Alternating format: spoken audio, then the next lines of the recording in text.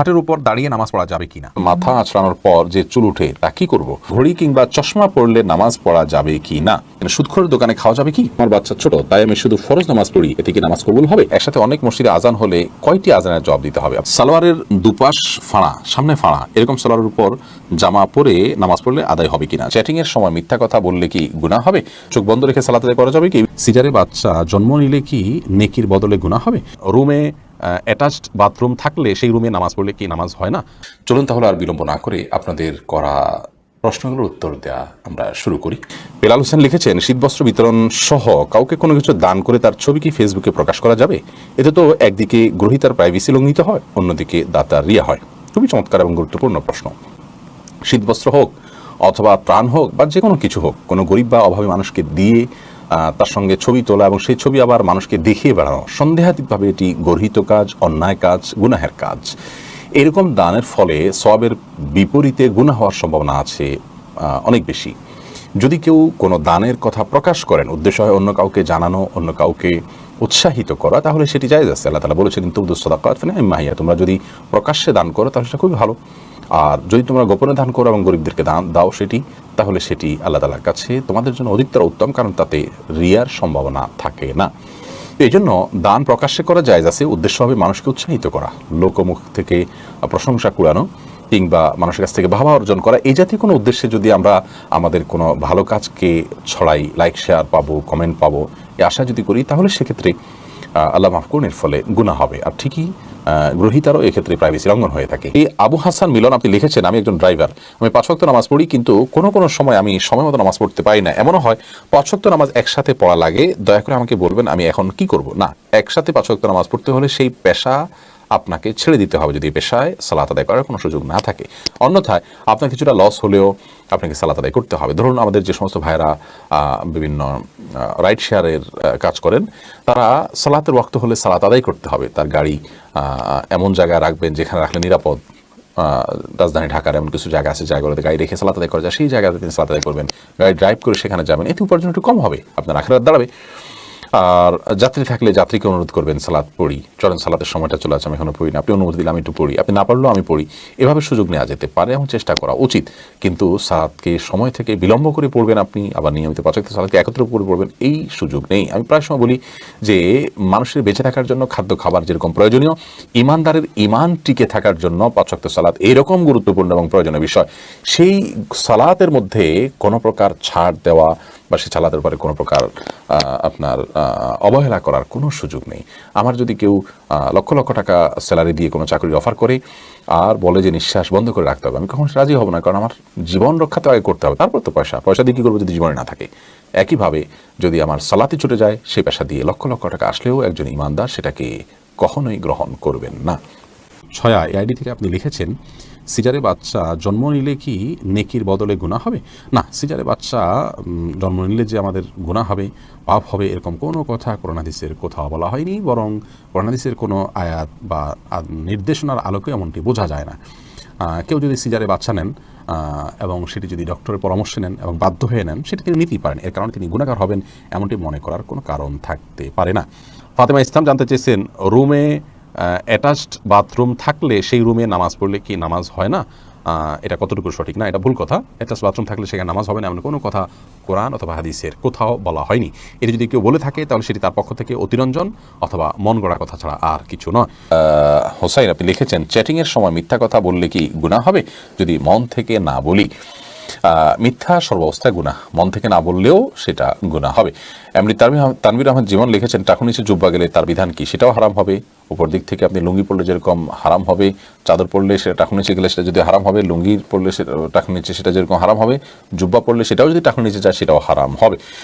এরপরে নাইম নূর লিখেছেন, মসজিদের ভিতরে কথা বললে চলে রসুলের ইবাদত নষ্ট হয়ে যায়, কথাটা কি সঠিক? না, এরকম কথা কোনো দেশে আছে বলে আমার জানা নেই। প্রয়োজনীয় কথা মসজিদের ভিতরে অবশ্যই বলা যাবে। সাজ্জাদ হোসেন আপনি লিখেছেন, কয়েকদিন নামাজ না পড়লে দীর্ঘদিন নামাজ পড়তে পারি না, এই জন্য কী করা উচিত?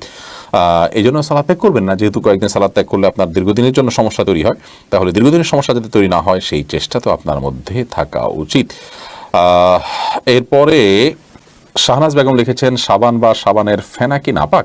সাবান বা সাবানের পারা নাপাক নয়, কোনো অসুবিধা নেই। এগুলো লাগলে পাক থাকবে কাপড় চোপড়। মাহমুদ হাসান আপনি লিখেছেন গর্ভাবস্থায় নির্দিষ্ট কিছু সূরা পড়ার কথা বলা হয়, এটা কি কোরআন হাদিসে পাওয়া যায়? না, এই মনের কথা কোরআন হাদিস থেকে বলা হয়নি যে নির্দিষ্ট কোনো সূরা পাঠ করতে হবে। এমনিতে রকিয়া হিসাবে, জারপক হিসাবে গর্ভ খালার যাতে সহজ হয় সেই জন্য অভিজ্ঞতার আলোকে কোনো আয়াতকে শেফা হিসাবে গ্রহণ করার জন্য যদি সে উদ্দেশ্যে কেউ পড়ে সেটি পড়তে পারে। সুমাইয়া আক্তার লিখেছেন হিন্দু ফ্রেন্ডের প্রোফাইল পিকে কোনো দেবতার ছবি থাকলে তাকে কি ফ্রেন্ড লিস্টে রাখা যাবে? একসাথে কলেজে পড়ি, তার সাথে যদি কোনো স্বার্থ সংশ্লিষ্ট বিষয় থাকে সেজন্য তাকে ফ্রেন্ড লিস্টে রাখতে পারেন, তার প্রোফাইলে যাই থাকুক না কেন। তবে তার মাধ্যমে আপনি যদি প্রভাবিত হতে পারেন এবং আশঙ্কা থাকে তাহলে সেক্ষেত্রে অবশ্যই অ্যাভয়েড করা উচিত এবং অন্তরঙ্গ বন্ধুরূপে গ্রহণ করা উচিত নয়। নাজমা আক্তার লিখেছেন মাথা আঁচড়ানোর পর যে চুল উঠে তা কি করব?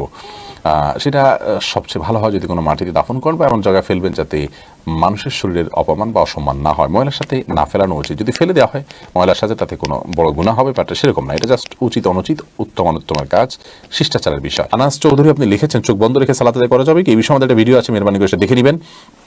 চোখ বন্ধ রেখে সালাত আদায় করা যাবে অতিরিক্ত মনোযোগ সৃষ্টি করবার জন্য, কিন্তু এটাকে নিয়ম বানিয়ে নেওয়া সুন্নাহ নয়। নবী করিম সাল্লাল্লাহু আলাইহি ওয়াসাল্লাম স্বাভাবিকভাবে সালাত আদায় করতেন চোখ খোলা রেখে। একটি জয়ীফ হাদিস দ্বারা জানা যায় ইহুদিরা চোখ বন্ধ করে সালাত আদায় করে, তো সাধারণ অবস্থাতে চোখ খুলে সালাত আদায় করা উচিত, কিন্তু কখনো কখনো বা আপনার মনোযোগ সৃষ্টি করার উদ্দেশ্যে চোখ বন্ধ করে সালাত আদায় করলে সেটিতে অসুবিধা নেই। ফিরোজ আলম জয় মির্জা আপনি লিখেছেন সুদখোরের দোকানে খাওয়া যাবে কি? সুদখোরের দোকানে আপনি যদি খান সেক্ষেত্রে সুদখোর তার সুদের টাকা দিয়ে দোকান দিয়েছে, ব্যবসা করেছে, আপনি আপনার হালাল টাকা দিয়ে কিনেছেন, সেটা হারাম হবে না। কিন্তু সন্দেহাতীতভাবে যদি কোনো দোকান এরকম সুদের উপরে প্রতিষ্ঠিত হয়, আরেকটা দোকান থাকে তার পাশাপাশি যেটা সুদের লোনের উপরে প্রতিষ্ঠিত নয় বা তিনি সুদের কারবার করেন না, তাহলে সেক্ষেত্রে ওই ব্যক্তির দোকান থেকে কেনাকাটা করা উচিত সত্য এবং ভালোর সহযোগিতার অংশ হিসেবে, সে উদ্দেশ্যে। কিন্তু কেউ সুদখোর হলে তার দোকান থেকে কিনলে যে গুনাহ হবে পার্টি সেরকম নয়। বাংলাদেশে যে সমস্ত ব্যবসা বাণিজ্য আছে, বড় থেকে বড়, ছোট থেকে ছোট, বিশেষ করে বড় বড় ব্যবসা প্রতিষ্ঠান যেগুলো আছে, যে সমস্ত পণ্য দিয়ে আমরা আমাদের দৈনন্দিন জীবনে প্রয়োজন নির্বাহ করে থাকি, সে সমস্ত কোম্পানিগুলোর বড় অংশ, বরং বেশিরভাগ অংশই কিন্তু সুদি লোনের উপর নির্ভর করছে। সে সুদ খাচ্ছে, সে দায়টা তার উপরে বর্তাবে। আমি তার কাছ থেকে কিনলে এটা প্রত্যক্ষভাবে সুদের সাথে সম্পৃক্ততা হয় না, বিধায় এটি হারাম হবে না। নয়নে আইডি থেকে আপনি লিখেছেন একসাথে অনেক মসজিদে আজান হলে কয়টি আজানের জবাব দিতে হবে? আপনি প্রথম যে আজানটি শুনছেন আপনার কানে এসছে সেই আজানটির জবাব আপনি দিবেন, এর পরেগুলো দেওয়া আপনার জন্য নির্দেশিত নয়। হুসাইন আফিফ হাসান শুভ আপনি লিখেছেন টাকাতে ছবি থাকে বুক পকেটে রেখে নামাজ পড়া যাবে কিনা? যাবে, কোনো অসুবিধা নেই, কারণ সেটা প্রদর্শিত হচ্ছে না, ভেতরে আছি। ফাতেমা পলি আপনি লিখেছেন আমার বাচ্চা ছোট, তাই আমি শুধু ফরজ নামাজ পড়ি, এতে কি নামাজ কবুল হবে? অন্য কারো সহায়তা নিয়ে আপনি সুন্নাত নামাজ পড়া উচিত। মাঝে মধ্যে যদি এরকম হয় যে অন্য কেউ না থাকে এবং আপনি অন্য উপায় হন, ফরজ সালাত ছাড়া কোনো কিছু পড়ার সুযোগ নাই, বাচ্চা অনেক বেশি দুষ্টমি করে বা কান্নাকাটি করে বা অসহনীয় পর্যায়ে চলে যায়, তাহলে সেক্ষেত্রে করতে পারেন, কিন্তু নিয়মিত এটি করার কোনো সুযোগ নেই। যেহেতু বাচ্চা যখন ঘুমে থাকে তখন আপনি করতে পারেন, বাচ্চাকে ঘুম পাড়িয়ে নিতে পারেন সালাতের সময়, অন্যের সহায়তা নিতে পারেন, অথবা হালকা পাতলা কান্নাকাটি থাকলে সেটাকে সহ্য করতে পারেন। অনেকে বাচ্চার প্রতি এত বেশি মায়া করেন যে বেশি মায়া করতে গিয়ে ইবাদত বন্দেগীর ক্ষেত্রে অনেক ছাড় তিনি দিয়ে নেন, যেটা উচিত নয়। হাফিজ মোহাম্মদ আরিফ বিল্লাহ আপনি লিখেছেন ঘড়ি কিংবা চশমা পরলে নামাজ পড়া যাবে কি না? ঘড়ি বা চশমা পরা অবস্থা নামাজ পড়া যাবে, কোনো অসুবিধা নেই। জেবুন্নেসা বেগম লিখেছেন সালোয়ারের দুপাশ ফাঁড়া, সামনে ফাঁড়া, এরকম সালোয়ারের উপর জামা পরে নামাজ পড়লে আদায় হবে কিনা? যদি সালোয়ারের দুপাশ ফাঁড়া হয় এবং সামনে ফাঁড়া হয় তাহলে সেক্ষেত্রে তার উপর অন্য কোনো কাপড় না থাকলে মেয়েদের জন্য সেরকম পোশাক পরে সালাত আদায় করা ঠিক জায়েজ হবে না। কারণ হলো মেয়েদের সালাতের সময় যে শরীরের অংশ ঢাকতে হবে তা হলো মাথা থেকে নিয়ে একেবারে পা পর্যন্ত, শুধু মুখমণ্ডল এবং দুই হাতের কবজি এই জায়গাগুলো তিনি উন্মুক্ত রাখবেন, পায়ের পাতা উন্মুক্ত রাখবেন, এছাড়া বাকি পুরো শরীর তাকে ঢাকতে হবে। অথবা এমন কোনো পোশাক যদি পরেন যে আপনার শরীরের কোনো অংশ প্রকাশিত হয় সালাতের মধ্যে, তাহলে তার ফলে ওইটি পরে সালাত আদায় করতে পারেন না। হ্যাঁ, এমনি স্বাভাবিকভাবে আপনি বাসা বাড়িতে একাকি যখন আছেন বা মারহামদের মধ্যে আছেন তখন সেটি পড়তে পারেন। ইস্তাব্রো বানি এই আইডি থেকে আপনি জানতে চেয়েছেন খাটের উপর দাঁড়িয়ে নামাজ পড়া যাবে কিনা? যাবে, কোনো অসুবিধা নেই। আপনি খাট হোক আর ভূমি হোক, ফ্লোর হোক, যে কোনো জায়গায় দাঁড়িয়ে সালাত আদায় করতে পারবেন।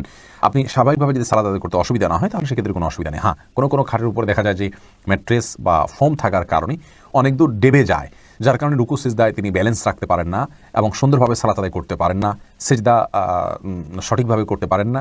এরকম যদি হয় তাহলে সেক্ষেত্রে তার জন্য খাটে দাঁড়িয়ে সালাত আদায় করা উচিত হবে না, এটা কমপক্ষে মাকরুহ হবে, অপছন্দনীয় হবে, তবে সালাত হয়ে যাবে।